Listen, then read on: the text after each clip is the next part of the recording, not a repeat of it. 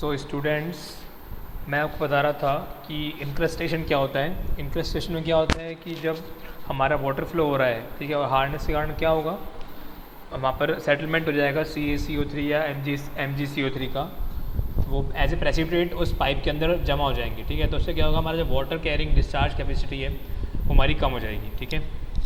उसके बाद measurement of hardness, ठीक है, वो कैसे होता है तो हमको पता है। मेजरमेंट ऑफ हार्डनेस के लिए हम पढ़ चुके हैं, फर्स्ट ईयर के अंदर हमने एक्सपेरिमेंट किया था, और आई थिंक 6th सेमेस्टर के अंदर भी एनवायरनमेंट के अंदर में एक्सपेरिमेंट किया था, जिसके अंदर अपन ने एक वाटर सैंपल लिया था।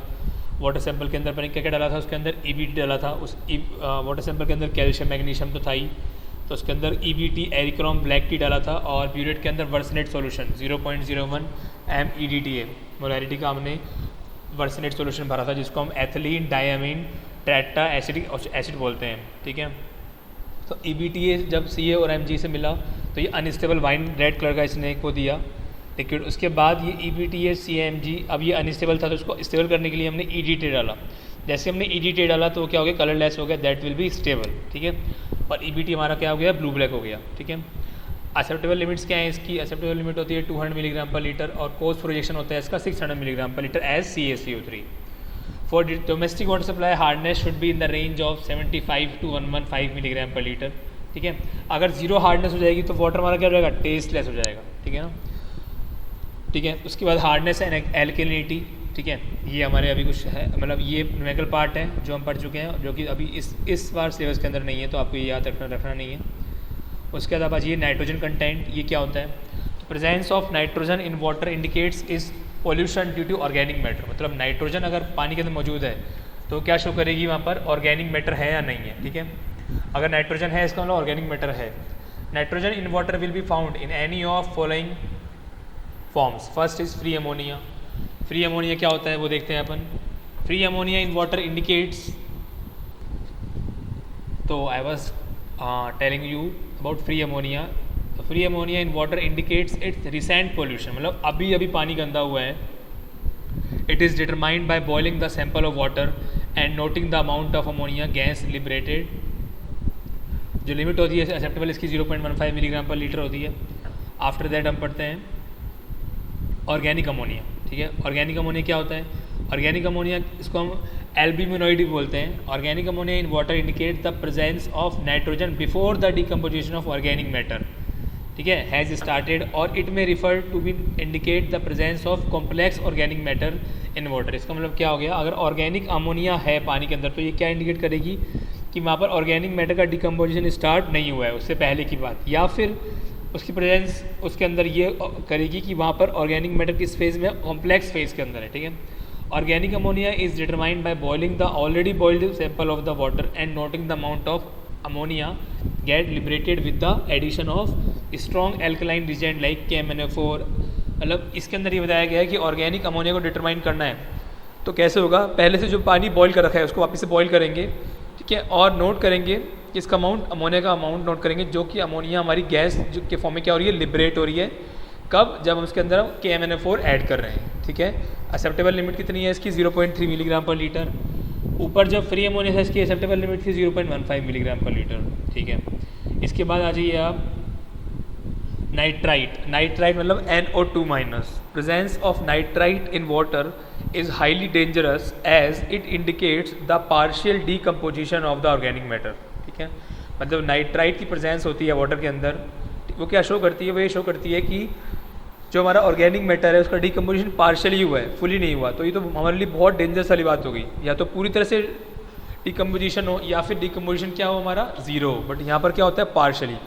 बोला जाता है ना कि किसी भी चीज़ की पार्शियल नॉलेज ख़राब होती है, या तो नॉलेज पूरी हो या फिर नॉलेज क्या हो, ज़ीरो हो, ठीक। अधूरी नॉलेज हमेशा ख़राब होती है।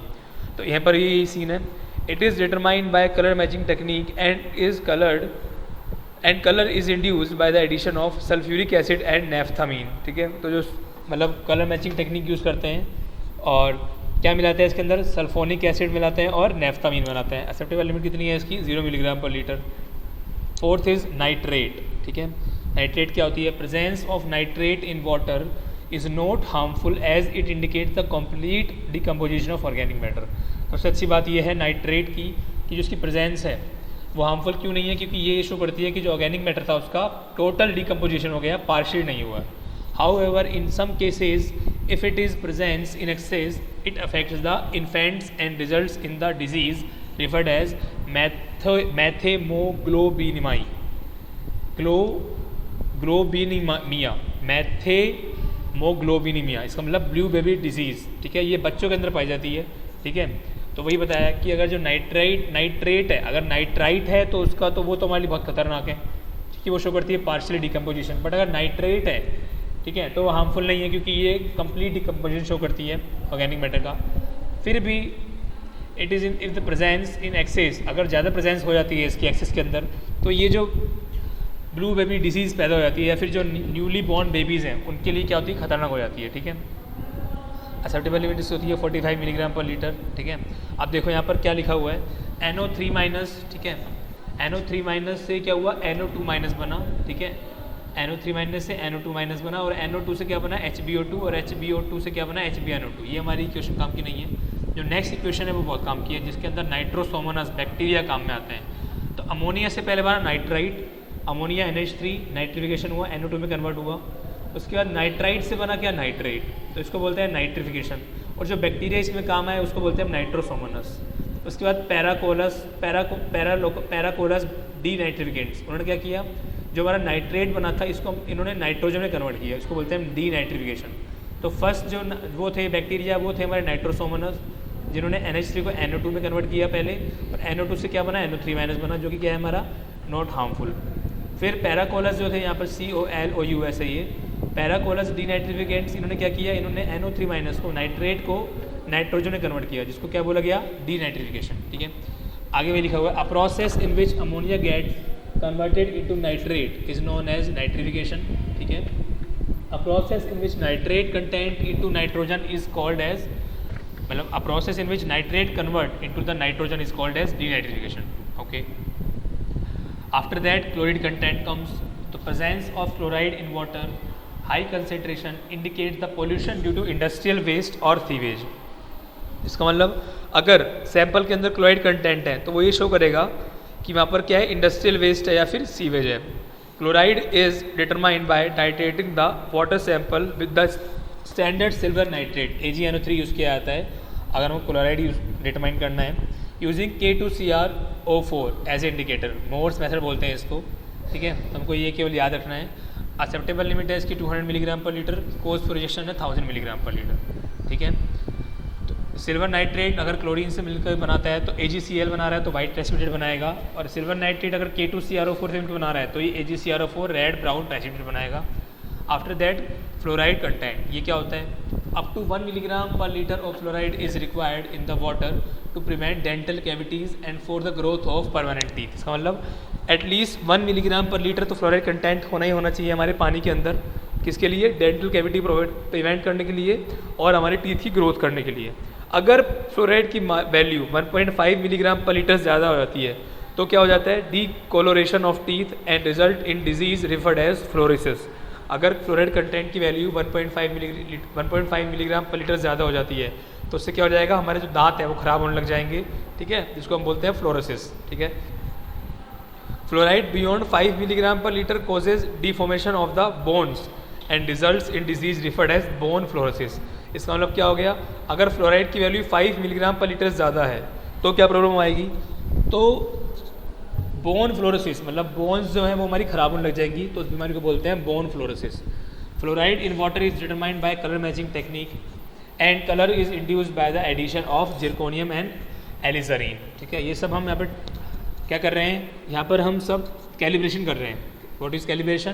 Calibration is the method from which we can determine the unknown value with the help of known और स्टैंडर्ड वैल्यू। एक्सेप्टेबल लिमिट होती है 1 milligram per litre, cost projection is 1.5 milligram per litre. आगे आ जाइए, गैसेस के अंदर देखते हैं अपन, तो गैसेस क्या है, presence CH4, CO2, H2S and NH3 in water indicate the presence of organic matter. मतलब अगर ये गैसें प्रेजेंट हैं then they will show organic matter कि हमारे पानी के अंदर ऑर्गेनिक मैटर प्रेजेंट है। CH4 is known for its explosion tendencies, मतलब जो मेथेन होती है वो अपनी एक्सप्लोजन टेंडेंसीज के कारण जानी जाती है। CO2 induces acidity and bad taste in water. अगर CO2 है पानी के अंदर तो बैड टेस्ट देगी, गंदा टेस्ट देगी वाटर के अंदर, और एसिड बनाएगी पानी को। H2S hydrogen disulphide induces rotten egg और पनगेंट स्मेल इन वाटर। मतलब जो हमारा H2S है वो हमारी पानी के अंदर क्या देगा, या तो रोटन एग मतलब सड़े हुए अंडे से स्मेल देगा, ठीक है, उसको बोलते हैं pungent smell. Okay, at any given temperature maximum oxygen which may be dissolve in the water is referred as saturated dissolve oxygen.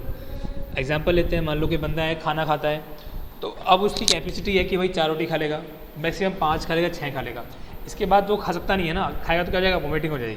तो यहाँ पर भी यही है कि 1 लीटर के अंदर ऑक्सीजन जब घुलती है पानी के अंदर दैट इज़ 9.2 मिलीग्राम। इसके ज़्यादा अगर आप पानी में डालेंगे तो क्या होगा, पानी में तैरेगी, घुलेगी नहीं, that is saturated dissolve oxygen at 20 degree centigrade it is as 9.2 milligram per litre. Any deficiency of oxygen with respect to its saturated value indicate the presence of organic matter in water। ठीक है, मतलब अगर पानी के अंदर इसकी deficiency हो रही है तो इसका मतलब ये शो हो रहा है कि वहाँ पर ऑर्गेनिक मैटर क्या है, मौजूद है। क्यों? ऑर्गेनिक मैटर को डिकम्पोज कौन करेगा, ऑक्सीजन करेगा। विद द ऑक्सीजन की मदद से माइक्रो ऑर्गेनिजम्स करेंगे। तो अगर वहाँ पर ऑक्सीजन की कमी है, इसका मतलब क्या हो रहा है, ऑर्गेनिक मैटर वहाँ पर मौजूद है और उनका क्या हो रहा है, डिकम्पोजिशन हो रहा है। ठीक है, और डिकम्पोजिशन कर कौन रहा है, माइक्रो ऑर्गेनिजम्स कर रहे हैं with the help of oxygen. ठीक है, a minimum of 4 ppm oxygen should be presence in water for survival of fishes. मतलब कि 4 ppm तो होना ही होना चाहिए, फिशेज को प्रेजेंस करवाना है, तो फिशेज को वाटर के अंदर प्रेजेंस करवाना है तो 4 ppm तो होना ही होना चाहिए। ठीक है, उसके बाद ये रिएक्शन हमारे बिल्कुल काम की नहीं है, इसको छोड़ दिए। मेटल्स में क्या क्या आते हैं, metal toxic metal, non toxic metal. Toxic metal में लेड हो गया, कैडमियम, बेरियम, आर्सेनिक, ठीक है, सिल्वर हो गया, पारा हो गया। नॉन टॉक्सिक के अंदर sodium, iron, manganese, copper, magnesium, calcium, potassium हो गया। ठीक है, अब सोडियम क्या करता है वो देखते हैं। Presence of sodium in water in high concentration imparts bad taste and proves to harmful for heart and kidney patients. मतलब अगर सोडियम मौजूद है तो क्या शो करेगा, हाई कंसंट्रेशन शो करेगा। किसकी हाई कंसंट्रेशन देखा, बैड टेस्ट। अगर मतलब सोडियम है हमारे उसके अंदर, पानी के अंदर, तो ये शो करेगा कि क्या है, यहाँ पर बैड टेस्ट होगा और वो हार्ट एंड किडनी पेशेंट्स के लिए क्या होगा, हार्मफुल होगा। Sodium in water makes the metal surface erosion. मतलब सोडियम है तो जो मेटल सरफेस है वो क्या करेगा, इरोड कर देगा उसको। And proves to be toxic for the plants, और प्लांट्स के लिए क्या बनाएगा, टॉक्सिक बना देगा उसको। It is determined using atomic absorption spectrometry. ठीक है, ये बहुत ही महंगी टेक्निक होती है जिसके थ्रू हम सोडियम की क्या कर लेते हैं, डिटरमाइन कर लेते हैं। Sodium in water generally varies in the range of 50 to 250 milligram per litre. मतलब जो सोडियम की रेंज होती है वो कितनी होती है, 50 से 250 मिलीग्राम पर लीटर। तो आज सोडियम कम्प्लीट हो गया। उसके बाद आता है हमारा आयरन एंड मैग्नीज। इससे क्या होता है, ये नॉन टॉक्सिक होते हैं।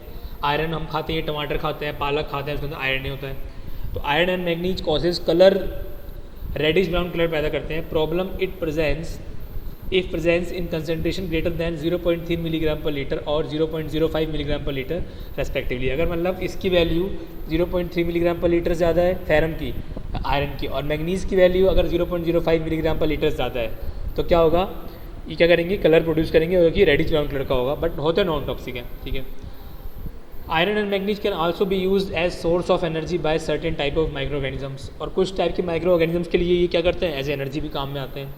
Iron and manganese is generally found in the ground water system which is divided oxygen. मतलब ऑक्सीजन की क्या होता है, ऑक्सीजन से बिल्कुल इग्नोर करते हैं। ठीक है ना, अगर जहाँ पर ये होंगे वहाँ ऑक्सीजन नहीं होगी। एक्सेप्टेबल लिमिट दे रखी है इसकी 0.1 milligram per litre. Cause for rejection है आयरन का 1 मिलीग्राम पर लीटर। मैग्नीज का क्या दे रखा है 0.05 मिलीग्राम पर लीटर, और रिजेक्शन के अंदर रखा है 0.5 मिलीग्राम पर लीटर। उसके बाद copper also is a non toxic. Presence of copper in water in high concentration affects the lungs and respiratory organs. पता ही हमको। CuSO4 greater than 250 milligram per litre indicates laxative effect. Laxative effect में loose motion वाले effect हो गए, harmful effect. Acceptable limit आपकी क्या है 0.05 milligram per litre. Cause for rejection is 1.5 milligram per litre. जितनी भी एक्सेप्टेबल लिमिट हैं या कोस्ट फॉर रिजेक्शन है, ठीक है, तो ये आपको in the point of environment याद रखनी है। ठीक है, अगर आप EEDM का पेपर लिखने जा रहे हैं तो आपको एक्सेप्टेबल लिमिट याद नहीं रखनी है। ठीक है, तो आज मैंने क्या पढ़ाया आपको, आज मैंने केमिकल वाटर क्वालिटी पैरामीटर के बारे में पढ़ाया। ठीक है, और आई थिंक आपको कुछ क्लियर हो गया क्योंकि हम पहले पढ़ चुके हैं। ठीक है, नेक्स्ट लेक्चर के अंदर हम अपन वाटर ट्रीटमेंट स्टार्ट करेंगे। ठीक है, या फिर बायोलॉजिकल पैरामीटर स्टार्ट कर लेंगे। ठीक है, बायोलॉजिकल पैरामीटर बहुत सिंपल सा है, जो मैं लेक्चर लूँगा तब कवर करा दूँगा उसको। ठीक है, तब तक के लिए मैं आपसे आशा करता हूँ कि आप लेक्चर लेते रहिए। ठीक है, और EDM सब्जेक्ट सिंपल है, हो जाएगा, लेकिन ऐसा भी नहीं है कि आप इसको बिल्कुल नॉर्मल वे में ले लें, ठीक है। थोड़ा सा आपको इसके अंदर सीरियसनेस बरतनी पड़ेगी, नहीं तो आपका ये सब्जेक्ट हाथ से छूट जाएगा, ठीक है ना। तब तक के लिए आप घर पे रहिए, स्टे सेफ, स्टे हैप्पी, और बाकी आशा करते हैं कि बहुत जल्दी आपसे इंटरेक्शन हो कॉलेज के अंदर। Thank you very much.